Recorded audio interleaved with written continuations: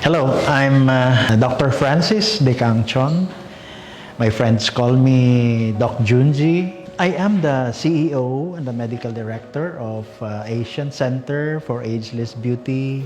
I have been in practice for years. I finished my med school in the 80s pa. I graduated from UST. I have been awarded one of the Toast Awardees, 10 outstanding scientists because of my professional practice of medicine. Specialty or my line of practice is mostly in aesthetics and wellness. In aesthetics, of course, making people beautiful, one face at a time. And I have more interest in wellness, which really is all about keeping you healthy and enjoying life. So basically, I have been doing stem cell therapy the past 2 years.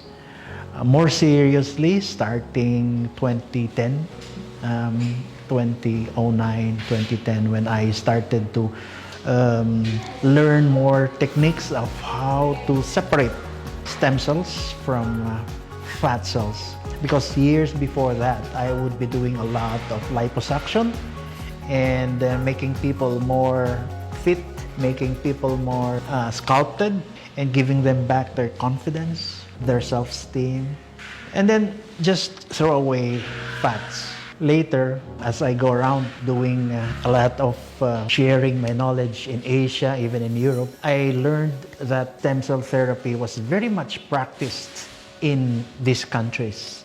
And therefore, I was so inspired. And at this time, they were doing a lot of fat stem cell collection and giving it back, or re-injecting it to patients. I did a lot of studies and research on this. And finally, machines that came out were very updated in a way that fat could be separated and thrown away, and the stem cells they had were very much live stem cells in SVF, or stromal vascular fraction, were being injected.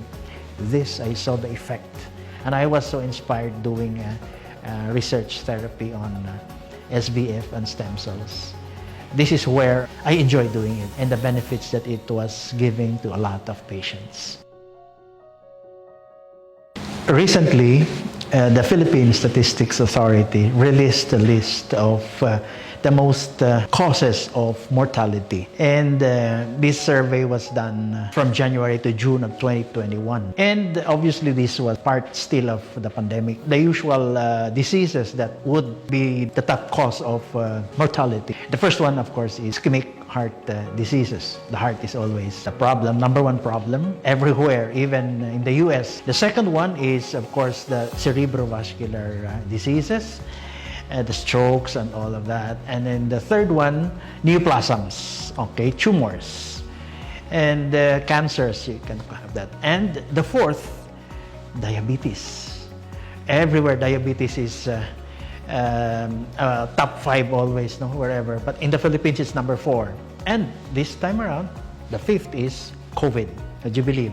And COVID, number 5, is identified COVID, meaning it was tested positive COVID, because number 6 is hypertension. Numbers, again, 7 is pneumonia. But pneumonias, obviously, during this 2021-2020 COVID yan, no? And then the next number before the 10th, to round up the 10th, is also COVID. But it was not identified, presumed to be COVID, because all symptoms pointed to COVID. No?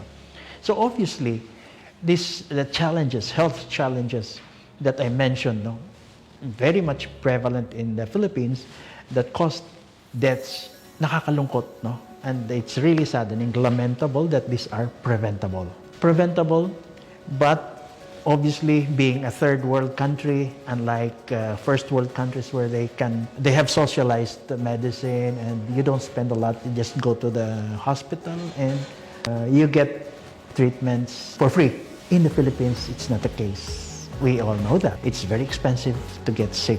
When you get sick, whatever savings you have to choose the hospital whether it's a primary, secondary, or a tertiary hospital. Of course, when you have a primary or secondary hospital, you don't have all the ancillary devices that are needed to treat your problem, your health problem.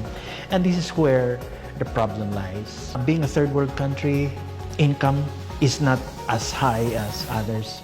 And therefore, what savings you have will just be enough for your day-to-day. When you get sick and you need to pay the hospital and you don't have money, what happens now? You cannot do anything about it. This, in fact, becomes now a problem where how can I prevent this from happening? And indeed, as I have been mentioning in my presentations, in my lectures, if you do not eat the right food as your medicine, then in the future, you will be eating medicine as your food. Meaning to say, you eat the right food, nutrition, etc., and lifestyle. But how can you enforce this to people who do not have the means to buy your right food, the right supplement? And therefore, when you get sick, it's super expensive. When it's super expensive, others cannot do anything. But for those who can afford, even if you get a very unusual, a rare disease, doesn't have a treatment available in the Philippines, they can go out of the country,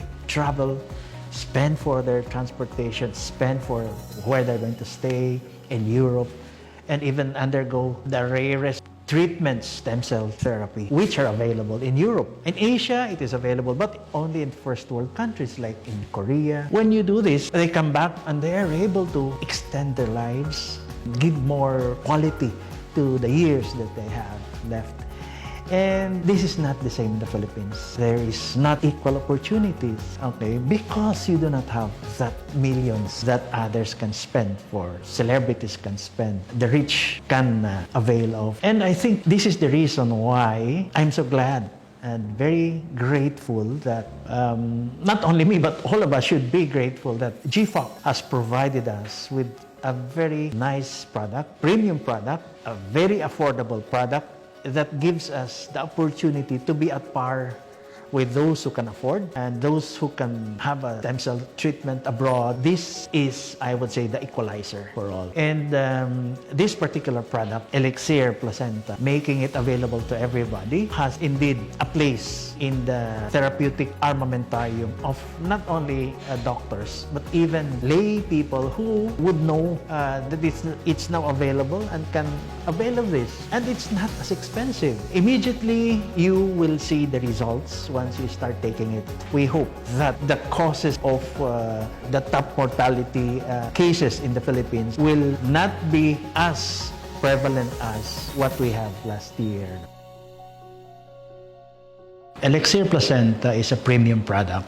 Why? It has three methods or three ways in which it can help any patient at any level of his disease problem, like from prophylaxis or prevention to during the disease itself and post during the convalescent stage. The three methods by which it acts are: the first, the stem cell therapy. It has a DNA therapy, and of course the last one is the anti-inflammatory therapy. Not all or stem cell therapies available in the market have these three types of ways by which it can help end users. Besides that, the raw materials of this product, Elixir Placenta, have been sourced from premium countries. Not just any country getting their raw materials, but from premium countries like Germany, South Korea, you have Portugal, you have Taiwan, and of course the deer placenta itself from New Zealand. So basically, you have a product with premium raw materials coming from top-notch countries who provide the raw materials. Very effective and worth the money that you pay for. And most of all, I will not be endorsing this product if this were not approved by the FDA. What is a stem cell therapy? Well, as we age, we start to lose stem cells. Studies show that at age 35 years old, we barely have 50% of our stem cells that we had when we were born. And at age 60 years old, the start of senior citizens, 95% of our stem cells are gone. So we are left with 5% of our stem cells. And we know for a fact that when we age and we start to lose stem cells, our capacity to heal, to repair our damaged cells become less and less. There's a saying that when you age, you lose a lot of your stem cells. When you lose a lot of your stem cells, it's more difficult for you to recover from your illnesses. Healing would be more difficult. This is it. Now the question is, then how do we get it? This is where stem cell therapy comes in. Now, having said that, stem cell therapy is a unique way of recovering these stem cells that you lost. It's a method, it's a way by which you regenerate, you repair damaged cells and introduce new, younger cells, to help you in the next years to come, and therefore increases your immune system, helps your immune system. It prolongs the life of your cells, basically, and of course, the quality of life beyond your 60 years that you lived going to your sunset years. So this is the stem cell therapy. And so comes Elixir Placenta. Does Elixir Placenta have the qualities or active ingredients that I have mentioned, of course? The first most important active ingredient of Elixir Placenta is, of course, the stem cell part. That is what we're so proud about this product, because the deer placenta, where we sourced this, coming from New Zealand, a very pristine environment to pollution-free deer placenta, have this particular stem cells that is very much similar to human placenta, which contains a lot of stem cells, of course. Having all these qualities of the human placenta, then it will give us the benefits that we expect from stem cells, including main components of polysaccharides, amino acids, and also, aside from that, it has two main components. Specifically, I'm talking about rhodiola and, of course, Angelica sinensis, giving more oxygen supply to our kidneys, liver, vital organs, and of course, Angelica sinensis, which helps in being a medium or vehicle to bring these ingredients, active ingredients, to our body and introducing it into our cells. Well, basically, the term activated is used in this particular setting where when you take Elixir Placenta, it is packed premiumly in a very unique process by which the ingredients are or cannot be deactivated by the gastric enzymes, gastric acids, when it passes through the stomach. And to make sure that it is protected, it travels beyond the gastric mucosa and goes to the small intestine, where the capsule that insulates the active ingredients is released. And these active ingredients now are activated. And these active ingredients, the 14 premium ingredients in Elixir Placenta, will now take effect. And positive benefits that we are expecting from these premium ingredients. DNA therapy, what you take in, what food you take in, will not change your DNA sequence. It will not. But the diet that you have will have a profound effect on how you express certain possibilities of what is encoded in your DNA. Or simply saying that anything that you take in, you eat, food or supplements that you take, will change, turn on or turn off genetic markers that will have a profound effect on the outcomes, health outcomes, which could either be even life or death. Like, for example, if you have hereditary problems, hereditary disease like diabetes, you definitely will have it if your parents have it. But the diet that you take will tell you a lot about it. It can turn on or off these genetic markers, specifically talking about sugar. You take a lot of sugar, then you get your diabetes early. You inhale or take a lot of nicotine, smoking, then you get your lung cancer. Elixir Placenta has a DNA therapy way of treating diseases, meaning it has 4 ingredients that make sure that DNA therapy is indeed part of Elixir Placenta. These are your grape olive extract, your medium chain triglycerides, your NMN or nicotinamide mononucleotide, and D-ribose. The 4 of them affects telomeres of our cells. Mitosis or cell division in life when we have regularly, we have cell division, or we call mitosis. Cells subdivide. When they divide, they get shorter and shorter. The telomeres, or that part of the cell, chromosomes that is cut off during cell division, gets shorter and shorter and shorter. And studies show that these cells last for 60 cell divisions, meaning to say that 60 years old, and that's it.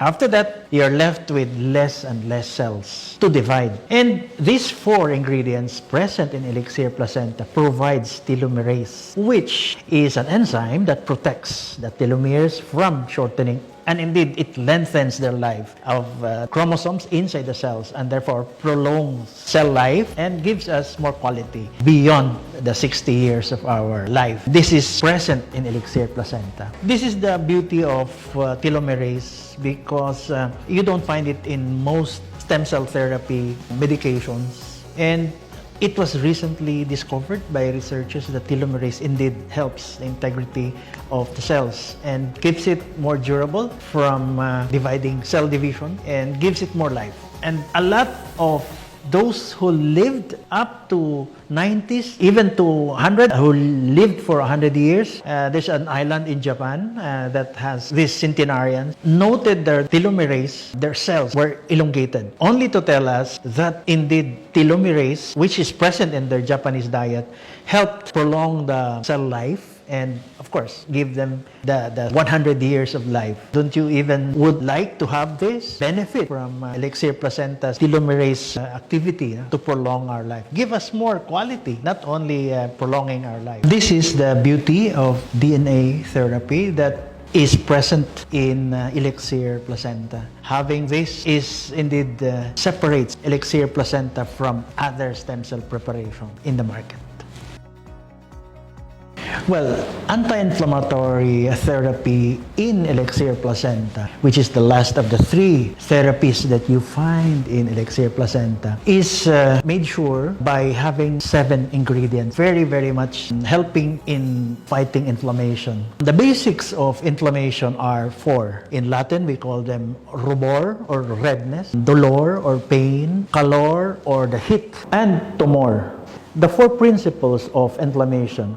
When you have inflammation, you have a release of histamines, you have a release of prostaglandin, and this will cause the following 4 basic things that you look for in inflammation. But with the anti-inflammatory therapy, the 7 ingredients that is available or present active ingredients in Elixir Placenta, they will protect these areas to avoid causing more inflammation, less swelling, less redness, less heat, and less pain.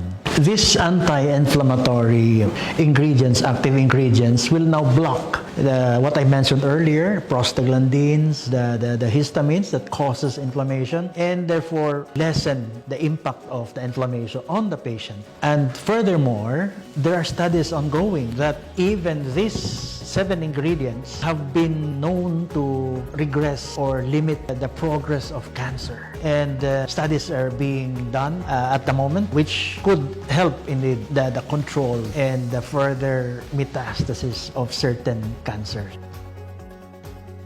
How will Elixir Placenta change people's lives? I'm talking of the aspect of diseases where you have prevention as a very basic part of a disease control, and then the disease itself, and post-disease or convalescing stage. In these 3 stages of a disease, Elixir Placenta can help a lot. Prevention, because it helps your immune system, strengthens it, and therefore attacks from different organisms that cause diseases will be prevented. And disease part, when you get the disease, you don't get to have a severe problem. It is mild or at the most moderate. And of course, convalescing stage, when you are recovering, convalescing or recovery stage or period is shortened. But one more very important matter that I'd like to say here is Elixir Placenta made it available to those who cannot afford to get stem cell therapy abroad, those who don't have millions to squander or to pay for their stem cell therapy. This is available in this capsule at this specific amount, which is a fraction of what millionaires can afford. afford. It has become a game changer.